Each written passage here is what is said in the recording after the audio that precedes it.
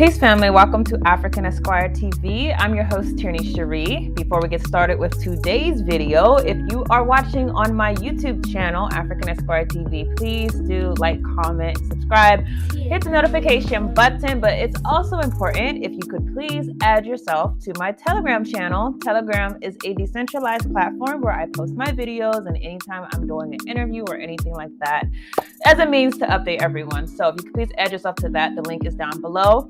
In addition, if you could please add yourself to my backup channel, my Odyssey channel. Odyssey is essentially the same thing as YouTube, but it is decentralized. So if someone wanted to censor me, I would have a backup channel.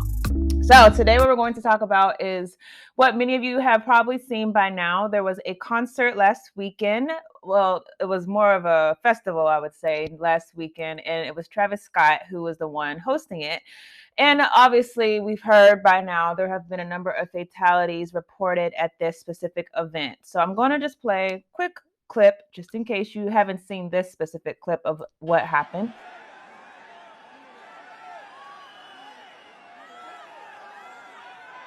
What the fuck is that?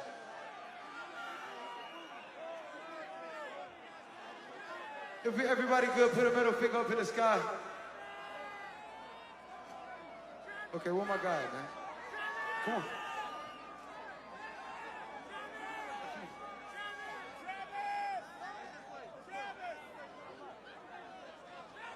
Yeah, all that. Two hands to the sky. Two hands to the sky. Two hands up, y'all. Two hands up. Y'all know what y'all came to do. Chase me, let's go. Whoa. I want to make this motherfucking ground shake, goddammit. Whoa. Here we go. Here we go. Here we go. 5, 7, 4. Yeah. Pull out the south. Pull out the round. Please up. Over action left. Please up fucking. Over higher. And of course, there are many more videos that have come out, but that just gives you a general premise of some of the issues that people identified at the concert, the fact that this particular individual did not stop the concert.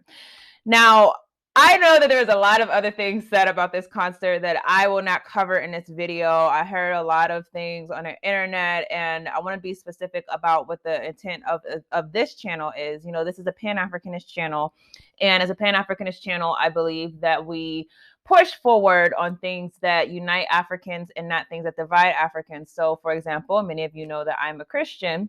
But while I say I'm a Christian, I might reference it in certain videos, this is not a Christian channel. Now, if you do recall, about probably a year or so ago, I did say I was going to create a channel that would be more faith-based, and it was Finding Yeshua. And I did pause on that because at the time, I did not feel that my vision was correct at the point. And so I needed to, I guess, recalibrate. And so I basically have been really thinking and more planning on that. And I do plan on next year launching a faith-based podcast, still African-centered in many ways, but a faith-based podcast on that channel. So I'm saying that to say, I've seen a lot of the things that some of y'all have probably identified, but that's not what this video is going to tackle, although those are important things to talk about. And I'm sure in the future, conversations about sacrifice may come up because this is something you will find out is very prominent in American culture. But today, what we're going to talk about is something else that I think is equally troubling if you think about the global implications of how African artists are used and poised against other people for how they're trying to dominate our discourse, dominate our minds, dominate our bodies, dominate us. This is the capitalist agenda that the people who are the most oppressed are least worried about their oppression. Instead, they're worried about things that will not take them to where they need to go. That is challenging the system that oppresses them daily. And I think that's one video that was posted by Travis Scott's manager raised some big red flags and things that we should probably discuss. So in case you did not see that video, I'm just going to play a part of it. So in 2009, when I met Travis Scott, I was running a site called earmilk.com with my friends Trey and Blake. And I was a junior level software engineer, and I had just finished working for MySpace Music. So I worked in the technology side of music. For Travis, what we did was fake his popularity. I programmed a fleet of SoundCloud bots to artificially inflate his play counts on SoundCloud. This told record label executives that he was much more popular than he actually was. We also did the same thing early on with Twitter. You may have noticed, and somebody made a joke about it, that his early followers could make an omelet because they were all eggs. We used software to enhance his visibility via the wrong means. Assuming what this man is saying is true, that would mean that, like a lot of people in the music industry, this particular artist would have benefited from things like manipulation of numbers in order to basically be pushed to the forefront. And that is something that's very prominent. There's a term, industry plants, this idea that there are people who are literally put into the industry by people who have decided, okay, we're just going to put you inside of the music industry. We're going to put you at the forefront without you actually having done the groundwork yourself. We're just going to basically debut this new artist and everyone's going to love you because we're going to put a bunch of money behind you. So that's something that has always been criticized. Now, this becomes more complicated with the concert and this fact that came out. Whenever you think about some of the past statements that were said about this specific artist, if you do not recall, I'm going to just read part of a statement that was said by Travis Scott whenever Mike Brown was killed. He says, "I'm kind of angry. So many Black people are acting like fake activists. I'm not saying Mike Brown deserved to get killed, but I'm saying he didn't deserve to pay for consequences he probably inflicted." Scott added that the problem with Black people is that there always has to be a disruption when something like Ferguson situation happens. And I know we're fed up, he said, with quotes, with what is going on. But at the same time, you got to stop putting yourself in positions where you continuously having this situation go down. Now, this is something that happened, I think it was like 2018, probably when he said this. A lot of people were upset, obviously, because it's like, yo, what you mean? You saying that we created this situation that we're in as being the oppressed people. And I will add that since then, obviously, the George Floyd protest has forced many artists to change their positions and change their tone. So that's an important fact to remember. But also, just as a follow-up to that, it was shortly after he made those comments that it was revealed that he was actually going to be a headliner at the Super Bowl. I think this might have been 2019, but I remember this particular year because this was in the wake of Colin Kaepernick. A number of artists who are not even like the most political artists, basically saying we're going to take a political stance and we're not going to go to the Super Bowl and perform at the halftime show. I remember Rihanna, Cardi B being some of the people. Cardi B actually, I believe, signed up for the Super Bowl and pulled out. And these are not like politically people. These aren't political people necessarily. These are people that you don't go to for your political opinion, right? But these people felt like it was wrong at that particular point to perform at the Super Bowl whenever the NFL was being criticized widely for racism, not just of the organization, but of their audience. Now, it's important to also emphasize that as with all these protests that don't have specific dedication to a specific end, that this one has fizzled. And like, for example, Kendrick Lamar, I think, is going to be performing this year with Dr. Dre and Mary J. Blige and Snoop Dogg. So clearly, you know, the whole we're going to, you know, protest the NFL, it was a momentary protest. Still, you know, those protests, I think, you know, have a reason to actually adhere to them. You know, if people are actually on the same code saying that we're going to at least put pressure on for this moment. But it's important to emphasize that everything basically went back to normal with the NFL because, again, we're not organized. And that's a whole nother topic that we won't cover in this video, but I've covered in many videos. So this is, you know, something that we should keep in mind, that people who are African, have Black skin, who look like us, that don't have politics that are controversial or are willing to go places even whenever those places are not representative of African people. These people tend to be the ones, I would say actually always are the ones, who are more palatable to capitalism and more pushed by the corporate giants. And that's something that's really important to understand, is that there's an intentional effort in this entertainment industry to create zombies. That's what this video is going to argue, that they're intentionally trying to create zombies, not just among African people, but really among the entire global population. The idea is that we're going to just go along sheepishly with our lives, with our miserable lives, not understanding the greater implications of decisions that are being made around us. And if you even just think about the specific instance of Ferguson, again, this was a city that was known, just like all African cities are, but this is one that was receiving the spotlight at this particular point, for being known for dealing with a racist police department.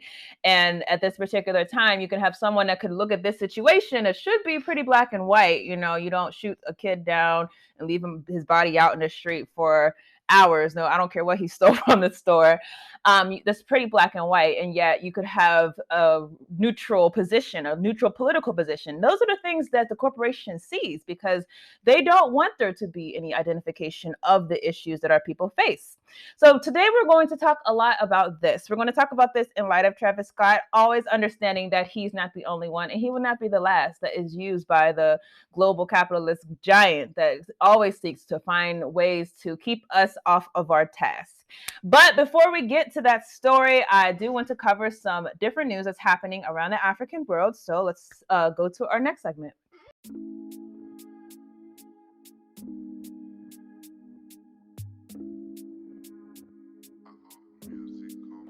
It's being reported Tigray rebels have raped women in Ethiopia's Amhara region. That is being reported by the organization Amnesty International. And I'm sure we all know Amnesty International well by now. We're going to talk about that specific organization a little bit more. But to get to the story, it says Tigrayan rebels raped, robbed, and beat several women during an attack on a town in Ethiopia's Amhara region, Amnesty International has found amid mounting evidence of brutal violence committed during the year-long conflict. According to an investigation released on Wednesday by the human rights watchdog, 14 out of the 16 women interviewed from the towns of Nafas, Machau said that they have been gang raped. They were gang raped in August during an offensive by the Tigrayan People's Liberation Front.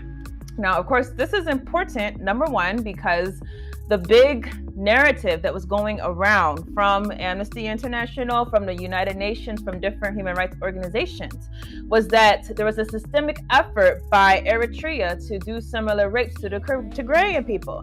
Now, Eritrea came out with a very long report, and they basically did admit that there were rapes that did happen, but the idea that there was a systemic effort to, systemically rape women, that was just not true.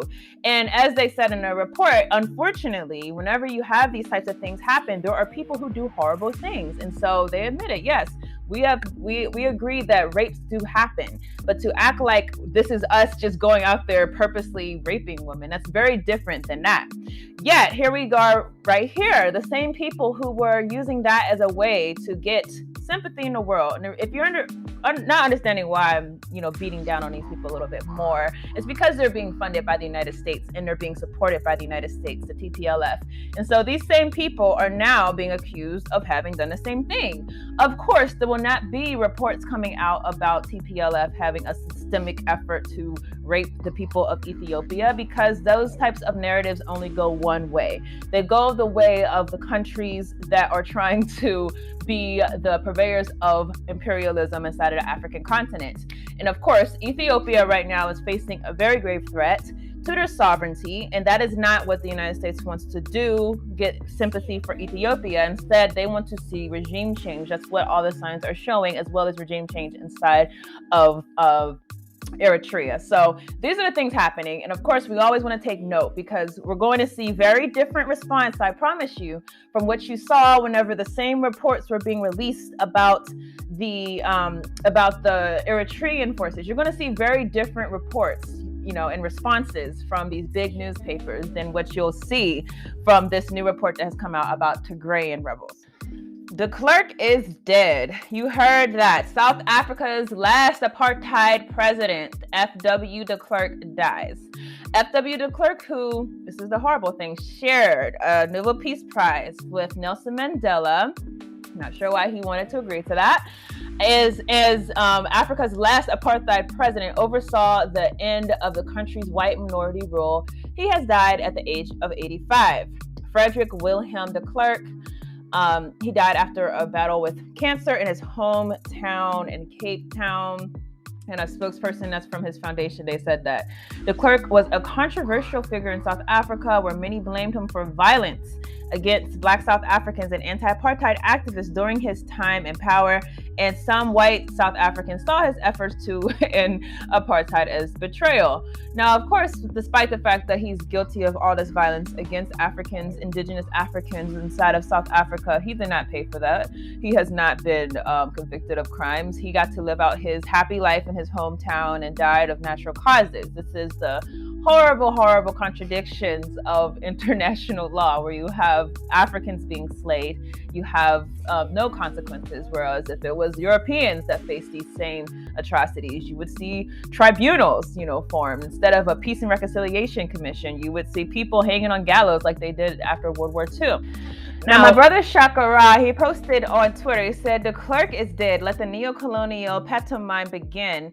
And that's exactly what we're expecting, of course. This just happened today, but I'm very much expecting all the neo-colonial puppets to come out and start talking about positive things about de Klerk, and talking about how he was the one that ended apartheid, and how it wasn't all the blood that was spilled that mattered, but it mattered that you had this white man come together with Nelson Mandela and finally do the right thing. That's the narrative that's going to be spun inside of the media. Of course, we know that he was a war criminal. We know that he's someone that deserves no sympathy. And I hope none of you have sympathy for this man, because he was a very horrible and evil person in charge of a very horrible and evil regime. If you are really serious about reversing the crimes of apartheid, first of all, you ensure that there was actual conviction for crimes and not just this forgiveness campaign. And number two, you return the land back. And number three, there's just so much that you should be doing, not just sitting on these people's riches and pretending as though all is well that ends well. It ended well for you. You got to die rich, but who knows if it really did end well for you? I would say not.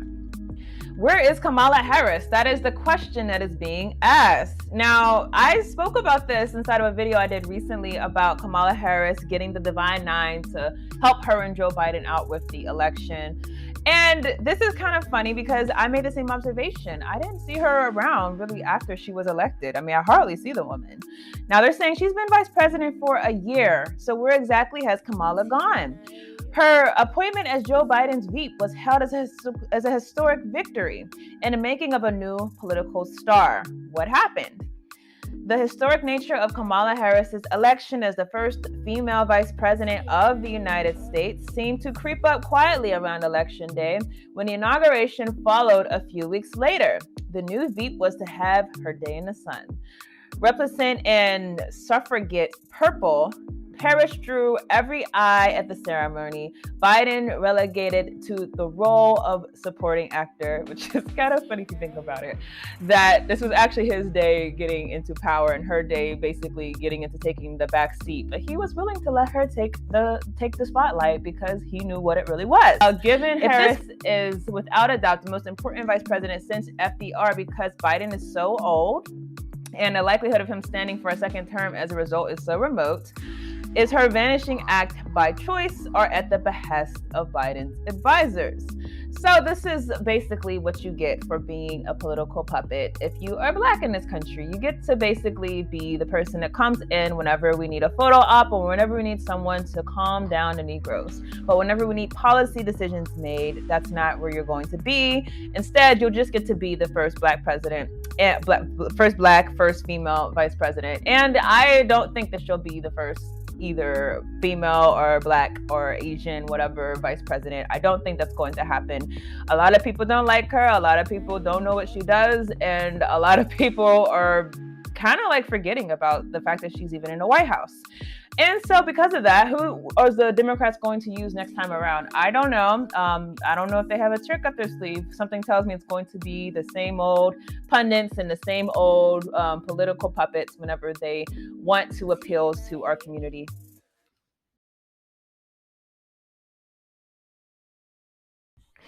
The entertainment industry, the oppressor's greatest weapon. Now, I know that might sound like a very huge allegation to make about just some people that get on stage and dance and sing, or might just get in a movie and act and whatnot, but I'm going to lay out why I do think the entertainment industry is one serious weapon as far as addressing the threats that the masses pose to the capitalist small oligarchy that exists inside of America. So we're going to talk about this in light of Travis Scott, but first we're going to talk about the industry, basically how they have co-opted something like rap music that, as we know, came out of revolutionary discourse, came out of the ghettos, came out of the people who were oppressed, getting their message out and organizing. Like, this is what it came out of. Yet what it has become is something like, it's not too powerful whenever you think about how these people are put on top, you know, to be the faces of rap music and hip hop. It's basically lost that value that it originally had. And it was intentional, I would argue. So we're going to read from this article. It's a little long, so I'll try to get through it quickly. But it says, on June 10th of this year, the Recording Academy, the parent organization of the Grammy Awards, announced that it would be renaming the Best Urban Contemporary Album and Best Rap Sung Performance categories. This is the Grammys again. They would be renaming that category to Best Progressive R&B Album and Best Melodic Rap Album, respectively. The former includes the more progressive elements of R&B and may include samples and elements of hip-hop, rap, dance, and electronic music. The later encompasses sounds with strong and clear presence of melody combined with rap cadence, which to me essentially is saying, whenever you look at how hip hop comes out of African culture, particularly comes out of the African culture in the United States, there's a certain sound that is originated with, and there's a certain sound that still resonates more with African people, but they're going to instead try to paint it as being something that is for everyone, that does not have a particular strong sound, and that can cross into a lot of different categories. And this has been, you know, marketed and done, you know, without them even doing this. This is just whenever they finally are willing to say, yeah, this is what we've been doing all this time. Now, coined in 1974 by radio DJ and radio program director Frankie Crocker, urban contemporary was originally meant to describe the broad mix of R&B, hip-hop, disco, rap, and everything from James Brown to Dinah Shore that Crocker was playing at the newly created WBLS station in New York. Despite being one of the most popular radio formats of the era, Black music stations couldn't attract the lucrative ad sales that would help them thrive, because in capitalism, thriving is not about the art form. It's not about your ability to reach the masses and to inspire. It's about your ability to bring in money. The urban contemporary category helped Black music cross over into the mainstream charts. There was a perception that Black radio wasn't their audience, or that Black people didn't buy from their brands. The urban label helped make the white executives more comfortable. That's what it's all about. And let's remember this comfort aspect as we go throughout this video. With Crocker's clever rebrand, Black music was newly marketable as a commodity that white companies could package for mainstream white audiences to consume. Who did you mostly see at the Travis Scott concert? Just ask yourself that. Prior to Crocker's intervention, music by Black musicians were called race records, because we know there's a very racist history of the music industry. That was before the emergence of rhythm and blues in the 1940s, and the term fell out of favor. Urban contemporaries' use as a marketable commodity also opened the doors for Black people at the executive level to have a hand in shepherding the talents of Black musicians. But according to Mitchell, it was a double-edged sword. What happened is that the urban label boxed those executives in. It was a bad word for the white gatekeepers. If urban music is so popular, why aren't Black executives getting equitable advancement in the record companies? Essentially, it was a setup. That's what I would say. Now, it says the co-opting and shift in connotation of the term urban is a reflection of the way the same thing often happens to music that is produced under its banner. What was originally created by Black people to empower them is later used by white people to marginalize those same creators while profiting from their creative labor. I hope y'all heard that. This was originally meant to empower us, and is now being utilized to disempower us today. The article ends off with this question: are these categories a segregated space by white people or a safe space created by Black people? Who's the labeler? We know who the labeler will always be. It's the one who has the power to set the tone, and that is not us, unfortunately. Now, this is something that I'm sure a lot of you have already known. I remember reading, I don't know how true it is, and I don't discount that it is, because I'm becoming more and more, the more I learn things, the more you like actually dig, the more you kind of become convinced that none of this stuff is what it looks like. So I did hear about an article, a Rita article a while back, that was talking about sometime like in the 90s or late 80s, that there was this conversation with record executives. They all sat down and basically with certain rappers, like, all right, we're going to make sure you tone this down, get rid of all the political stuff, and talk about killing each other and stuff like that. Again, I would not be surprised if that really happened. So we've all talked about for a long time the co-optation of the music industry. It's something that's so glaring, specifically if you listen to music that was in the 90s, particularly the early 90s and particularly the 80s. Like, whenever you listen to the difference, the meaning, how it resonated with our everyday realities, it's a clear difference. So the question is, did it just happen? Did we stop talking about our issues, or did something drive us to stop talking about our issues? I would argue something does drive us to stop talking about our issues. It's the same thing that's always trying to manipulate how we identify ourselves inside of this modern era, whether we see ourselves as fighting a global fight, whether we see ourselves as fighting a fight against the rich, or whether we see ourselves as people who are just trying to get along inside of the system and not be obstructive to the system. It's an intentional effort to derail our ability to recognize what today is and who our oppressors are. So let's talk about this, but going back to Travis Scott. This was an interesting article. Actually, I did not write it down, the actual name of the article, because it was actually very interesting. Okay, so the name of this article is How Hip-Hop Superstar Travis Scott Has Become Corporate America's Brand Whisperer. Oh, okay. Brand Whisperer. That's what they're calling him.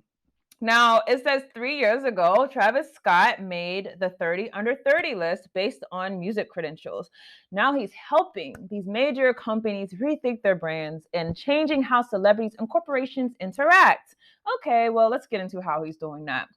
Now, at 28, he's arguably the most, and now he's 30, but when the article was written, he was 28. He's the most vital rapper in the world.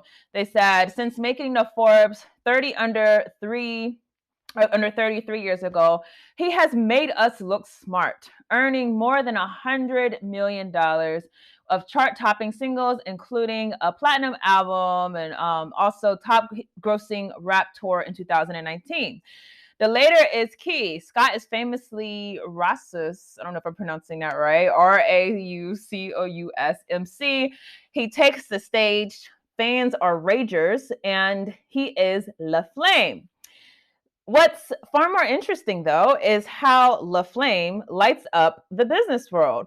For decades, celebrity has translated their renown into remunerative gigs as corporate shills. Then, for much of this century, fame instead yielded entrepreneurial opportunities far more lucrative than typical endorsements. Scott, to successful effect, has used a hybrid model in which he's working with and within big brands, but in ways he's telling them what to do or say rather than the reverse. Those guys are allowing us to really dive in and create our own worlds. That's what he says. Now, you might not see anything wrong with this, whole idea just from the beginning. I mean, it seems good, right? We talk about Black empowerment. What does it mean to you? It probably means different things to different people, but to some people, Black empowerment is simply having people who are Black being able to tell corporations, this is what we want, and having some type of equity inside of that corporation. That's how some people identify Black empowerment. But the bigger thing to understand is that these corporations are well-run machines that come in with their own way of doing things. And when they do things where they'll allow people and artists to come in and have some type of say, trust me, it's not all say. It's very limited, and they've allowed a degree of latitude because they understand this person is not a threat to the corporation. It goes back to what we were talking about earlier. Travis Scott, whenever he was given an opportunity to take stances that were, maybe not even too radical. I mean, just saying, hey, Mike Brown shouldn't have been killed. That's not too radical. Saying I'm standing with the Black community. That's not even too radical. A lot of people are doing that while they're still making their money and, being millionaires and living in high places and all that stuff. Like, there's a lot of people who are doing both things. But even at that opportunity, he took the stance that, you know what, I'm going to stay away from those things, and really only was willing to address certain things as far as police brutality whenever everyone was given a green light to address it, because George Floyd made everyone feel bad. Now, this is the person that's going to go into the corporations and is going to be empowered. This is the person that's going to get to have a say. They don't give you a say unless they know what you're going to do. Everything's predictive inside of capitalism. Everything is measured. Everything is strategic. Don't ever think that whenever you have a Black celebrity and you hear that that person has some type of pull in a corporation, that person actually has pull in a significant way. Everything is always measured. That's what you must remember, how these people work. They're always working for their good, and they're working for the good of the company, never for the community, and never even for this individual. Concessions are not empowerment, and that's the other thing we should always remember. Now, Scott's endorsement roster is formidable, ranging from brands that revel. I'm not going to, go through all this, but basically he's worked with PlayStation, he's working with Epic Games, General Mills, McDonald's, Fortnite. I mean, so many like lucrative deal, multi-million dollars, like he's bringing in that money, right?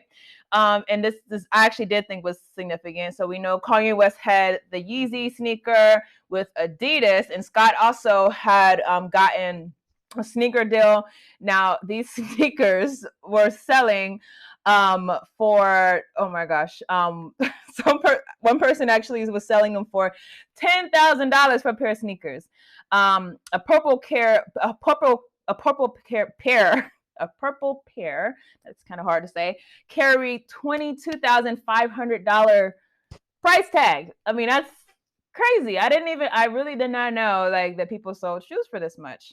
And this is a quote that he said that I think was very important when we're going to talk about how we get to be used by these corporations. Because he says, when thinking about thinking about everything, he says, I don't think it's about utopia, he says exactly, I don't think utopia is about high currency with everything being like a money thing, he says. I think it's about people being naturally happy. The society we're living in right now, it's super depressing in a sense of everything that's happening in the world. He says, forgive him. Oracle says, forgive him. He's been thinking a lot about Utopia because he has an album coming out about that, and America doesn't resemble anything like the image that was in his head. Now, this is what it's saying, that this is the society. The society is not what I want it to be. So let's think about happy things. Let's think about ways to get people to not focus on that. Anytime you hear a artist, because it's not often, but a lot of people don't call it out. Whenever you hear them say, yeah, I don't want to talk about this, this is really depressing, let that be a red flag. We have to talk about these things. We're not depressed for the sake of being depressed. Society didn't just one day wake up and become depressing. It's oppressing because it's depressing because we're being oppressed. That's literally what is happening. And oppression can never be escaped from. You can't get away from that. And if someone's making you think that you get away from it by not talking about it, that person is deceiving you, because guess what? You're still not going to have that food on your plate. You're still not going to have that house that you need, or that home that you need. You're still not going to have that education for your children. These things that get us to escape from our reality, they are deceptions. Don't let these people trick you. And it's intentional to make you think that you can get away from that. You should wake up every day understanding your place in this world. You should always have it in your mind. You should never for a day think that it's behind you. It's never going to be behind you until you do something to put it behind you. And that's why we have to be very careful whenever we support people who encourage us to forget about the conditions of the world as they are. Now, this is a very, very interesting article that I think goes back to really what we're talking about, escapism, escaping from our reality, forgetting what's happening and trying to make things better than what they actually are. Now, this article asks a very good question. It says pop culture, actually a statement. It says pop culture is going to entertain us to death and we'll be too distracted to care. Now, listen to this. It says, It's not particularly hard to imagine the ease and rapidity with which the advent of technology will fundamentally alter human society. A combination of joblessness, easy access to entertainment, and shifting norms all point to a radical cultural reorganization in the not too distant future. Let's play alarmist for a second, shall we? Consider a future in which large sectors of employment are virtually eliminated by increased technological efficiency. Warehouse jobs are replaced by self stocking robots, and delivery men replaced by drones, and truckers replaced by self driving big rigs, and artisanal artists or hot take artists are replaced by AI programs capable of mimicking semi-sentient by producing aggressively ultra formulations designed to provoke a response on Facebook and Twitter. I know this sounds crazy. Well, first of all, this doesn't sound too crazy from y'all, because if you pay attention at all to technology, you know that some of these things are being developed. We're gonna come back to this because I think like something just came out recently, and it probably already you have like a light going off in your head, like, oh, this sounds like something that they're about to do and release very soon. Now, Reason Magazine says that as young men have dropped out of the workforce, they have steadily increased their consumption of video games. Such an expenditure of their time does more than fill the days. It gives them a reason to be. Video games provide, at least in the short term to medium term, a sense of focus and success, structure and direction, skill development and accomplishment. Spend any time reading video game reviews, and you'll find that the two most common terms of praise that a video game reviewer made is that it made them feel powerful, that it provided a sense of achievement. And if you think about video games, I mean, I used to be into them. Not now. I don't know the last time I've touched one, but when I was younger, yeah, you did feel good when you went to that next level. You did feel good when you cracked that code. And especially if you didn't use a cheat code, it makes you feel good, like you actually accomplished something, like you actually got to the next level. Screw the fact that you haven't done any of your achieved any of your goals for even the day. You got to the next level inside of a video game. It's all this false sense of accomplishment.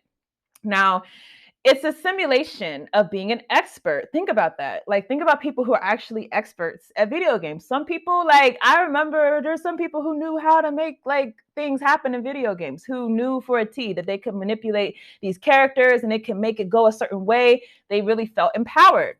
It's a way to fulfill a fantasy. That fantasy ultimately is one of work, purpose, and social and professional success. This is not the only masturbatory function technology fulfills. Without going into too many details, this is a family paper, it says, allow me to suggest that improvements in this dissemination of pornography and simulation of sex may radically reduce the desire in young men to seek out the company of women. Now, a lack of work and increased reliance on the state would normally correspond to a decrease in self-worth. Fortunately, technology has taken care of this problem, and this is a real truth, that they see themselves as fulfilling a void. The void is that things are going to get to a point where you're going to have a lot of people who, number one, can't provide for themselves, and number two, are hungry, and number three, are looking for answers. And their plan is to basically flood these people with entertainment, flood these people with things that are going to take their mind off the system, flood these people with all these types of ways that they can feel like they're going into the new age and going forward. That's how they're going to program us. But the question is, what's happening in your real life while this is happening, while you're in that video game, And let's talk about the one I want to talk about, Metaverse. I'm sure you all heard about this, and I'm sure when you heard about it, your ears went up. Like, what do you mean? Like, you're going to have us go into Facebook? This is all these things are about. It's about distraction. It's about having us to create these virtual realities while the real reality is going to trash. Like, that's literally what they're doing. And if you don't understand the effect of this, I mean, look at there was actually a collaboration with Travis Scott and Fortnite, and he had a virtual concert. In this concert, got like over 170 million views on YouTube when I checked it out. These are simulations. How is it that a virtual person performing a concert is completely false? It's not true. Like, we know that it's not happening. How is it that this had so many people wrapped into it to the point where it was a very lucrative deal before Travis Scott and Fortnite? These are things that are done intentionally. So when I tell you that the music industry is purposely trying to use these entertainments as a way to have us forget about the fact that we are oppressed people, understand this is something that is well constructed, and if you are not hip to it, you're going to fall prey to all of their subtle attacks. Now, just a few things I want to point out, and then I want to end out with a really interesting article about the Great Depression, because in some ways you can learn from how people dealt with the Great Depression, how they're going to be dealt with by the corporations, from how they were during that time, how it's going to happen again. Now, just to keep in mind, it recently came out from the Social Security that the cost of living in America went up 5.9% in 2022. Have any of you noticed? I know I've noticed bigger, higher prices. Have you noticed while you were talking about Dave Chappelle, while you're talking about Nicki Minaj, while you're talking about all this stuff? Have you noticed while you were playing your video games and watching your favorite celebrities, watching your reality shows, watching your Netflix, watching your YouTube, have you noticed while you're watching Hulu, Amazon Prime, whatever, have you noticed that the cost of living in your life went up 5.9%? And it's the biggest annual hike in 40 years.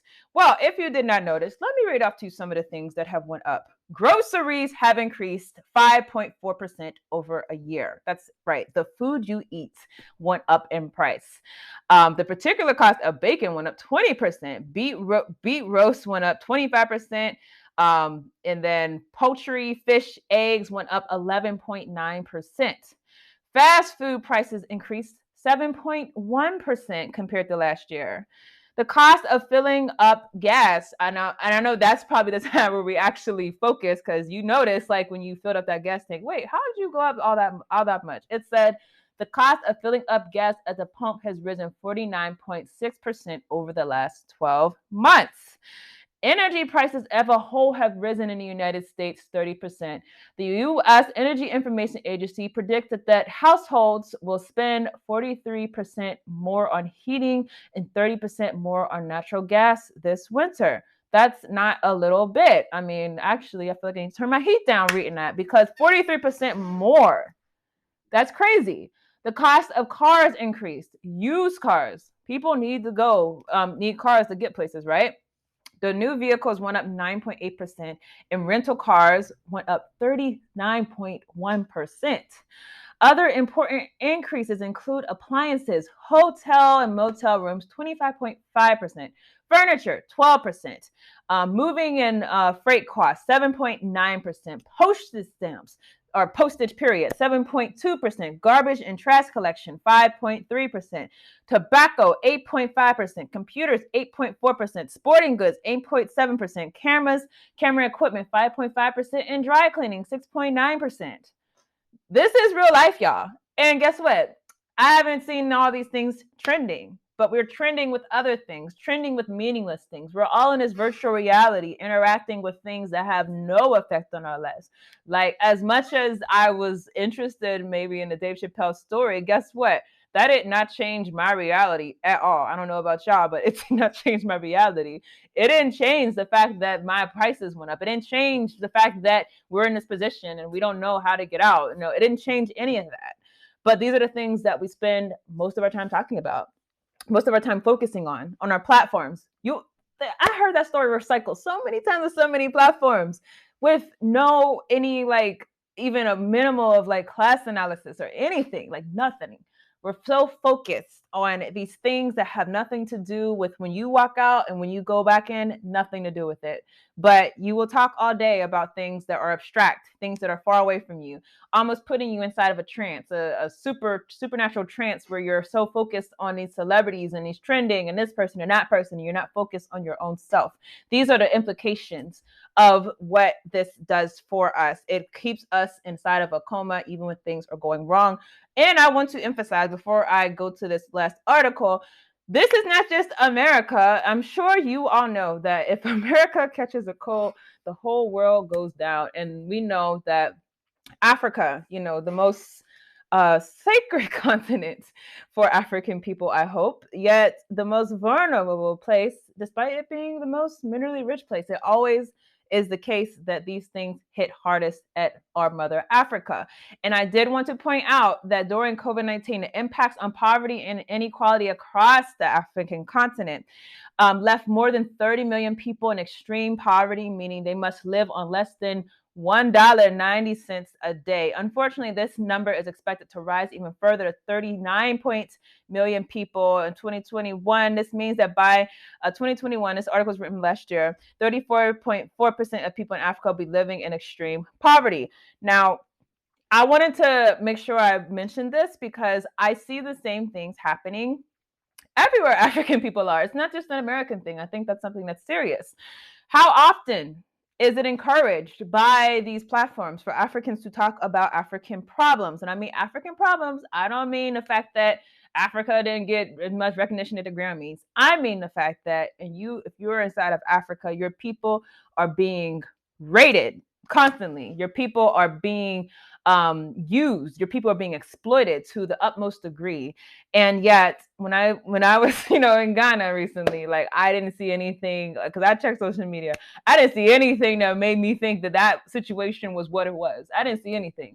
And actually, sometimes even on social media, I don't know if you all do this, like on Twitter, for example, you can like change your settings, by the location. You could say, oh, because I was in Ghana, let me change my setting to Ghana. I want to see what Ghanaians are speaking about. Or if you're in Nigeria, change your setting to Nigeria. Change your setting, just do it, just to know. Like, what are Africans, at least according to algorithm, which we know is not authentic, which is a whole another issue in itself. But, what is it that is trending so as far as they tell us?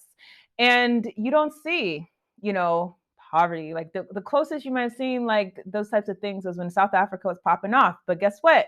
They did. They flood us with information so that we'll calm down and we'll go back to business as usual. I hope I made this case to you all that we have to understand that these things are really a liability to us, and we have to treat them as a liability. I'm going to end out with this article because I think it paints a good picture. You all, if you don't know, the Great Depression in the United States, a very hard time for all people. Of course, especially African people. The stock market crashed, and everyone, especially the poor people who didn't have a lot to begin with, suffered a lot. Now, this article says 10 ways Americans had fun during the Great Depression. It's very interesting. I'm not going to read through everything in detail because some things stuck out more than the others. Some of them just sound silly, but I think you can kind of get where I'm going with this. Number one, watching dance marathons where contestants dance till they drop. They said before reality TV, Americans who wanted to see strangers do unusual or dangerous things for money and attention went to dance marathons. These marathons started in the 1920s as part of an endurance contest craze, but when the Great Depression set in, dance marathons became more than just a form of recreation for the contestants. The fact that dance marathons could be physically dangerous was part of the reason people paid to see them in the first place. I don't know if you see a foreshadowing, but yes, dangerous dance marathons. People knew they were dangerous and they would go there knowing that, and that kind of excited them. And it was one of the reasons that they did eventually basically stop doing them because it was dangerous. Venturing into haunted houses, that's another one. Lining up to see people sitting on poles. Apparently this was a pastime in the 1920s, endurance challenge that continued into the Great Depression. People would literally get on top of a flagpole and sit, and people would all gather around and watch. Gaping at students swallowing goldfish. Okay, here's another one reminiscent. Seeing high-tech Hollywood movies. The Great Depression, this is very interesting, was a largely successful decade for Hollywood. Tickets on average cost under a quarter for the whole of, tickets on average cost under a quarter for the whole of 1930s, down from 35 cents in 1929. So basically that increased the spending, and a lot of people went out to see movies during the Great Depression. Building soapbox cars and racing them. Binging on the lifestyles of the rich and the famous. Okay, we know this one well, don't we? One of the time-honored traditions in American history is reading about the torrid lives of celebrities. For Depression era, this meant reading about cafe society. After Prohibition ended in 1933, former species, I don't know what that word means, but in the cities like New York, turned themselves into chic restaurants and nightclubs filled with movie stars, musicians, rich people who hadn't lost their money yet, hangers on who were trying to stay relevant, and plenty of gossip columnists who to record what all these people did. The ultra wealthy Vanderbilts were an excellent source of cafe society drama. The photographers followed Bachelor Alfred Gwynn Vanderbilt Jr. to nightclubs to snap photos of him romancing a series of glamorous women. Okay, now we're going to come back to that story too, but let's keep on. So, creating a real estate empire and monopoly. This is like very interesting. It's a part of Monopoly that I did not know. The fact that a board game called Monopoly became popular during the Great Depression is ironic in itself. It is even more ironic because of the game's backstory. The game's inventor, a woman named Elizabeth Maggie, she first patented it in 1904 as the landlord's game to teach players about the evils of capitalism. And for a few decades, it did. Yes, Monopoly is originally about teaching about the evils of capitalism. And then it says, but then in the 1930s, another man began selling a board game based on her ideas. In 1935, he sold it to struggling Parker Brothers Company, which began selling it as Monopoly. The game was a huge success among Great Depression families because it was a relatively cheap form of entertainment, and they could use over and over. But it also erased the original creators, intention as far as actually teaching about the evils of capitalism. I would actually say, though, in my opinion, Monopoly does kind of still teach the evils of capitalism because literally, like, you lose all your stuff and one person takes everything. But it's ironic that game, the reason the Great Depression was, created, was because of conditions like what the Monopoly game plays out. And that game became the number one form of entertainment during the Great Depression. So makes you wonder.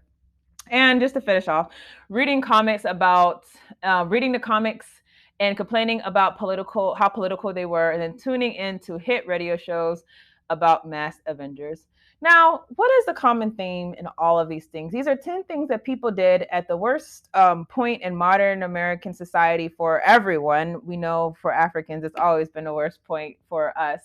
But during this time of mass despair, of mass poverty, of people who were like literally like had nothing and many dying and sick and all that stuff, no one thought to go after the people who were responsible. Isn't this a common theme? We fill ourselves with entertainment that keeps us thinking about things that don't matter.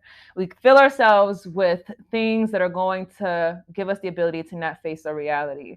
We fill our time with non-threatening activities. And meanwhile, our oppressors are living off their lives completely happy, completely not having to deal with the consequences of their actions.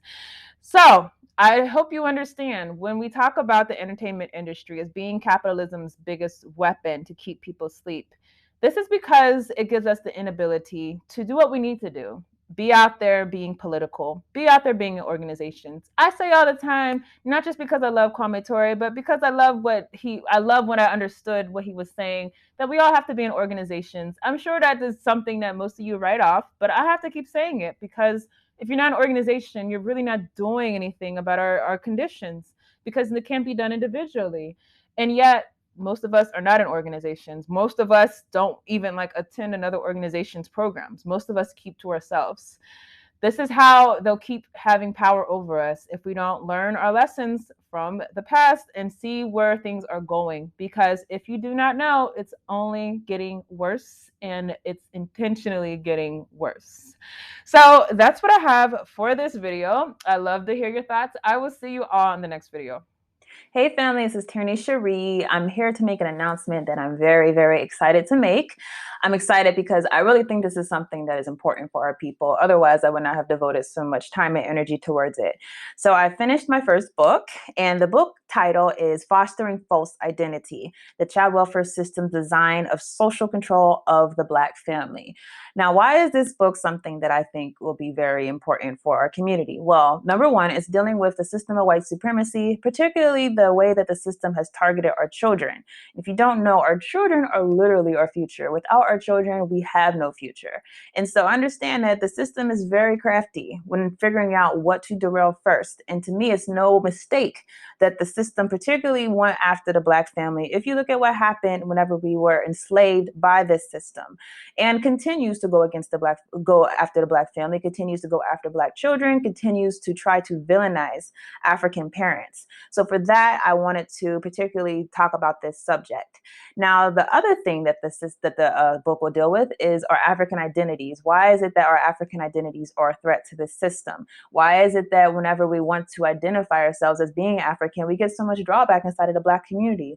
I think a lot of us are not aware of the history of assimilationist thought inside of our community, this idea that we have to be close to white in order to be accepted. And so that's another subject that we delve into in this book.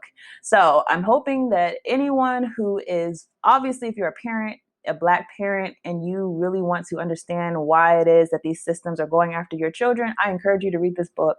I hope that it will arm you with a lot of knowledge and a lot of foresight, not just about how to protect your own children, but how to organize in your community, because that's really the purpose of the book, is to say that we have to organize among ourselves in order to protect ourselves from this white supremacist system. And then obviously, if you're an organizer in general, this is something that I think is important for you to read, because like I said, this is a subject in the Black community that we just don't discuss enough. Child welfare is not something that is going to get enough attention. People, obviously, will organize them around other causes, but this is one that is really important that I feel like we have to pay more attention to.